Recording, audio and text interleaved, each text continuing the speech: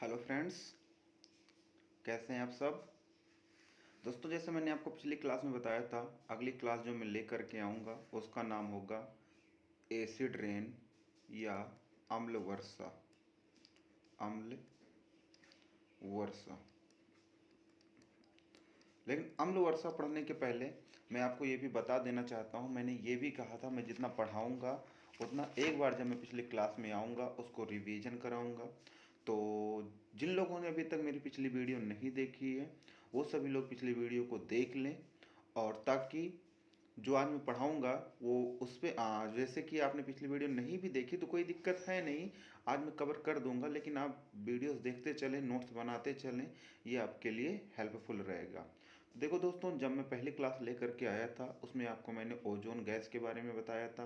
मैंने बताया था जो ओजोन गैस वायुमंडल के समताप मंडल में पाया जाता है, और जो इसका घनत्व होता है 25 से 30 किलोमीटर पर इसका घनत्व पाया जाता है। और ये क्या करती है, ओजोन लेयर सूर्य से आने वाली जो पराबैंगनी किरणें होती है उसको क्या करती है, अवशोषित करती है। और साथ में क्या करती है, जो ये सीएफसी वगैरह जो गैसेस होती हैं जो एसी से वगैरह से निकलती हैं, ये ओजोन क्षरण के लिए बहुत ज़्यादा उत्तरदायी गैस है। इतना मैंने बताया था। उसके बाद ये भी बताया था दूसरी उत्तरदायी गैस जो है वो नाइट्रस ऑक्साइड है, जो सुपरसोनिक विमानों से निकलती है। इन सारी चीज़ों के बारे में मैंने पिछली क्लास में चर्चा की थी, ठीक है। तो जिन लोगों ने पिछली वीडियो नहीं देखी है वो वीडियोस को देख लें। क्लियर दोस्तों। चलो आज के टॉपिक पर आते हैं जिसका नाम है हमारा एसिड रेन या अम्ल वर्षा। तो दोस्तों, सबसे पहले मैं आपको बता दूं, अम्लीय वर्षा के लिए सर्वाधिक उत्तरदायी गैस है वो है सल्फर डाइऑक्साइड, जिसको हम SO2 के नाम से जानते हैं। पहला SO2 हो गया और दूसरा हो गया NO, जिसको हम नाइट्रस ऑक्साइड के भी नाम से जानते हैं। एक हो गया हमारा सल्फर डाइऑक्साइड और दूसरा हो गया हमारा नाइट्रस ऑक्साइड। काफ़ी इंपॉर्टेंट है, ये आपका पूछा जाता है, ठीक है। तो आप लोग नोट्स बनाते चलिए। दूसरा क्या है, विश्व में पहली अम्लीय वर्षा स्वीडन में हुई थी। क्वेश्चन पूछा जाता था पहली अम्लीय वर्षा कहाँ पर हुई थी, तो वो हुई थी स्वीडन में, सॉरी स्वीडन, ठीक है। तो पहली अम्लीय वर्षा कहाँ पर हुई थी, स्वीडन में हुई थी। आगे देखते हैं, विश्व में सर्वाधिक अम्लीय वर्षा Norway, Sweden, Denmark, Canada. Norway, Sweden, Denmark और कनाडा, चार जगहों में सबसे ज़्यादा होती है। नॉर्वे, स्वीडन, डेनमार्क और कनाडा। इसको आपको याद कर लेना है, क्वेश्चन ये प्रतियोगी परीक्षाओं में पूछे जाते हैं। जो अगला मैं लेकर के आ रहा हूँ ये यहाँ पर काफ़ी ज़्यादा, देखो मैं इतने जितने भी पॉइंट लिख रखा हूँ दोस्तों, ये आपका पूछा हुआ क्वेश्चन है, यहाँ से अक्सर क्वेश्चन पूछा ही जाता है, ठीक है। एक भी पॉइंट इसमें ऐसा नहीं है जहाँ से क्वेश्चन पुट अप ना किया गया हो।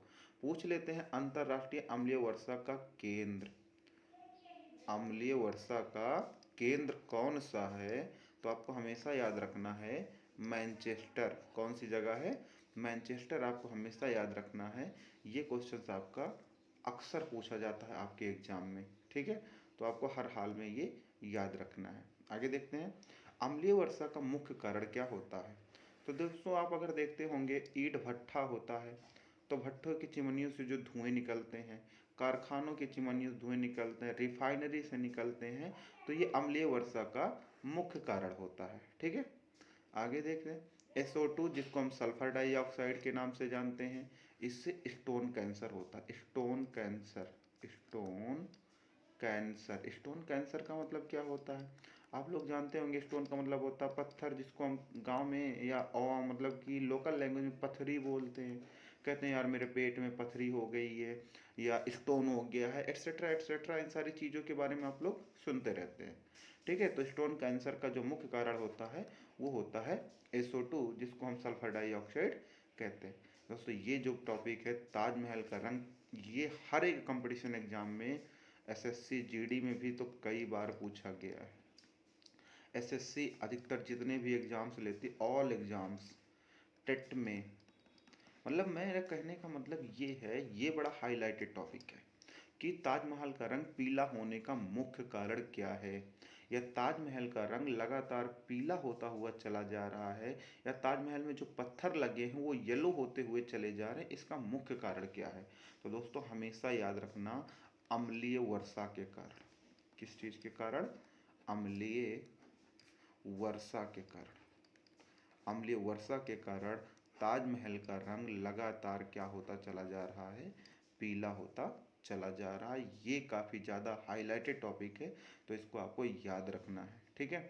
तो अक्सर मैं वो सारी टॉपिक में आपको कवर कर दे रहा हूँ जहाँ से एग्जाम में आपके क्वेश्चन पूछे जाते हैं। तो दोस्तों ये तो रहा हमारा अम्लीय वर्षा। लेकिन आज मैंने एक टॉपिक, छोटा सा टॉपिक और उठा लिया है, काफ़ी लोग आप लोग जानते होंगे उससे, जिसका नाम आपको यहाँ पर दिख रहा होगा, भोपाल गैस त्रासदी। आप लोग बहुत अच्छे से जानते होंगे भोपाल गैस त्रासदी के बारे में। तो इसमें मैं सिर्फ उतना ही चीज़ लेकर के आया हूँ जितना आपके एग्जाम में पूछा जाता है, ठीक है। चलो देखते हैं भोपाल गैस त्रासदी के बारे में कि ये है क्या। तो दोस्तों 2-3 दिसंबर, ध्यान से देखना, 2-3 दिसंबर 1984 को, वैसे 3 दिसंबर आपको ज़्यादा दिखेगा लेकिन 2-3 दिसंबर में इसलिए दे दिया। 2-3 दिसंबर 1984 को मिथाइल आइसोसाइनेट, इस गैस का नाम याद रखना, मिथाइल। आप लोग भी एक छोटा सा नोट्स, प्यारा सा नोट्स तैयार करते चलिए, और जिन लोगों को पीडीएफ की ज़रूरत है, आइसोसाइनेट, मैं उनको पीडीएफ भी सेंड कर दूंगा, ठीक है। वो मुझे कमेंट्स कर देंगे और मैं उनको पीडीएफ सेंड कर दूंगा। मिथाइल आइसोसाइनेट गैस के कारण भोपाल गैस त्रासदी। भोपाल आप लोग जानते हैं कहाँ पर है? एमपी में है। कहाँ पर है? एमपी। एमपी में एक बड़ी सी फैक्ट्री थी, वहाँ पर एमपी का एक सिटी, शहर था जिसका नाम था भोपाल, ठीक है। तो यहीं पर एक मतलब कि बड़ी सी फैक्ट्री थी, वहाँ पर गैस का रिसाव हुआ था जिसमें कई लोग मरे थे, जो हमारे भारत के लिए बहुत ज़्यादा, एक प्रकार से हम कहें तो बहुत ज़्यादा उससे नुकसान हुआ, भारत के लोगों का नुकसान हुआ। ये जो घटना हुई थी आज तक उसे भूला नहीं जा सका गया है। कहने का तात्पर्य ये है, भोपाल गैस त्रासदी जो है वहाँ पर किस वजह से हुई थी? तो मिथाइल आइसोसाइनेट की वजह से हुई थी। कब हुई थी? 1984 में हुई थी। कौन से महीने में हुई थी? 3 दिसंबर या 3 तारीख को हुई थी। क्लियर? और जल प्रदूषण के लिए सर्वाधिक अजैविक तत्व आर्सेनिक एवं फ्लोराइड उत्तरदायी हैं। ये भी पूछा गया दोस्तों, इसको लिए मैंने अलग से लिख दिया है। कहते हैं जल प्रदूषण के लिए सबसे ज्यादा उत्तरदायी कौन सा है? तो आर्सेनिक है। कौन सा है? आर्सेनिक एवं फ्लोराइड। आर्सेनिक और फ्लोराइड दो चीजें हैं जो जल प्रदूषण के लिए बहुत ज़्यादा उत्तरदायी हैं। क्लियर? तो दोस्तों ये तो आज हमारा रहा इतना, लेकिन जैसे कि आपको टॉपिक दिख रहा होगा जल प्रदूषण, ठीक है। तो इसमें जब मैं अगली क्लास में लेकर के आऊँगा तो उसमें मैं प्रदूषण के बारे में विस्तार पूर्वक आपसे चर्चा करूँगा, और ये भी बताऊँगा कि प्रदूषण कितने प्रकार के हैं। वैसे मैं यहाँ पे 4 प्रकार के प्रदूषण के बारे में हो सके तो मैं आपको पढ़ाऊँ, चारों प्रकार के प्रदूषण के बारे में अच्छे से बताऊँगा, एक एक टॉपिक कवर कराऊँगा। क्योंकि आपके एग्जाम्स में यहीं से देखो जितने भी टॉपिक्स हैं आपके यहाँ पे, और जहाँ जहाँ से क्वेश्चंस बनते हैं, आपको बिल्कुल परेशान होने की ज़रूरत नहीं है। क्यों नहीं है? क्योंकि मैं वादा करता हूँ एक एक चीज़ आपकी कवर होगी। ऐसा नहीं कि कहेंगे कि सर ये मेरा टॉपिक छूट गया, नहीं छूटेगा, मैं वादा करता हूँ। और मैं सिर्फ आपसे यही कहूँगा, फिर भी यही कहूँगा, जिन लोगों अगर आपको पढ़ना है तो आप लोग रेगुलरिटी बनाए रखिए। और रेगुलरिटी कैसे बनेगी? लगातार आपको रेगुलर वीडियो मिलती रहेगी, मटेरियल मिलता रहेगा, ठीक है। और जैसे वीडियो कब मिलेगी? जब आप लोग चैनल को सब्सक्राइब करोगे, बेल आइकन दबाओगे और नोटिफिकेशन ऑन कर लोगे तो वीडियो मिलती रहेगी। और एक चीज़ मैं बताऊं, मेरा एक टारगेट है कि मुझे 0 लेवल से पढ़ाना है।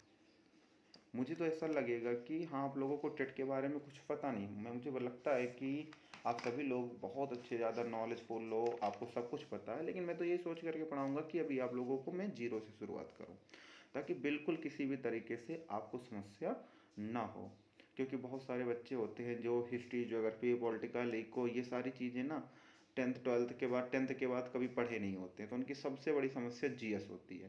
कहते हैं सर मैथ हो जाती है, इंग्लिश हो जाती है, साइको हो जाती, मतलब एट्सेट्रा एट्सेट्रा, जितने भी सब्जेक्ट हैं, चाहे टेट की हो, चाहे सुपर टेट की हो, चाहे रीट की हो, उन्हें किसी भी सब्जेक्ट में प्रॉब्लम नहीं आती है, लेकिन वो कहते हैं सर जीएस समझ ही नहीं आती है। तो मैं गारंटी दिलाता हूँ, मैंने फिर भी कह रहा हूँ कि अगर 30 नंबर का पूछा जा रहा है तो 25 आपके कहीं गए नहीं है, कम से कम। यार जब मैं इतना कर रहा हूँ तो आपका भी तो फर्ज बनता है कि हाँ लगातार आप लोग मन लगा करके पढ़ें और एक अच्छी सी नोट्स तैयार करें। ठीक है दोस्तों, तो आज मैं इतना ही पढ़ाऊँगा, क्योंकि ज़्यादा लंबा मैं पढ़ाऊँगा नहीं, फ़ायदा कुछ नहीं होने वाला है। उतना ही पढ़ो जितना डाइजेस्ट हो जाए। चलो फिर, थैंक यू सो मच।